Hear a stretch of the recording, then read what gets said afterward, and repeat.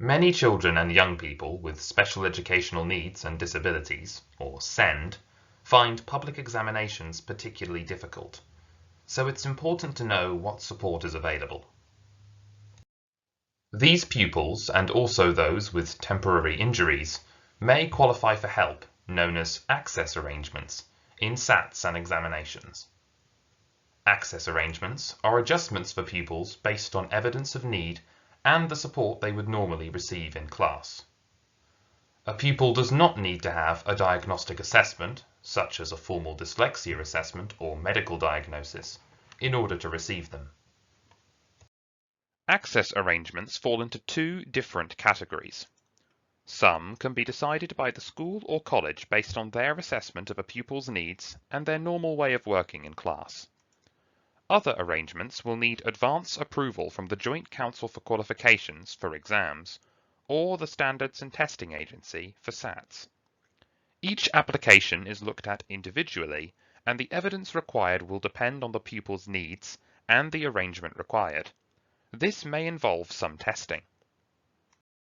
For example, a school or college may need to carry out assessment tests for skills like reading, spelling, or comprehension, or they may need to test the speed a child can write or process information to see what help your child is entitled to.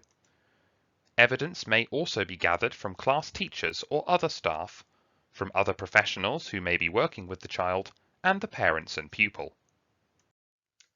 Common arrangements granted are for extra time, use of a laptop, a person to read or write for the pupil, or prompt or offer practical assistance, a paper in braille or modified and enlarged for a pupil with a visual impairment, supervised rest breaks, for example with a pupil with high anxiety or who is highly distractible, assessment materials on coloured paper, for example for a pupil with Erlands, a separate room within the centre, for example for a pupil with high anxiety, alternative site arrangements, for example for a pupil to take an exam at their home or at a hospital if a medical condition prevents them from taking the exam in the school or college.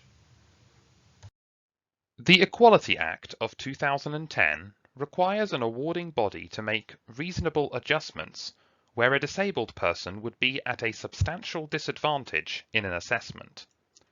A person is disabled if they have a physical or mental impairment which has a long-term and substantial adverse effect on their ability to carry out normal day-to-day activities. Study and education-related activities are included in the meaning of day-to-day activities. Factors that might have a substantial adverse effect include persistent and significant difficulties in reading and understanding information, persistent distractibility or difficulty concentrating, difficulties understanding or following simple verbal instructions, difficulties writing at the same speed as others, for example due to a physical impairment. Every pupil with SEND will present in a different way, and the Joint Council for Qualifications guidance states that a reasonable adjustment for a particular person may be unique to that individual and may not be included in the list of available access arrangements. A special consideration is different from an access arrangement. It happens after an exam has taken place. It is an adjustment to a candidate's mark or grade to reflect temporary injury, such as a broken arm, an illness, or another indisposition which the pupil was suffering from at the time of the examination or assessment. If you think that your child may need extra help, the first step is to speak to the class teacher and SENCO. We would encourage you to do this well in advance of the exam or SATs, preferably in the autumn term.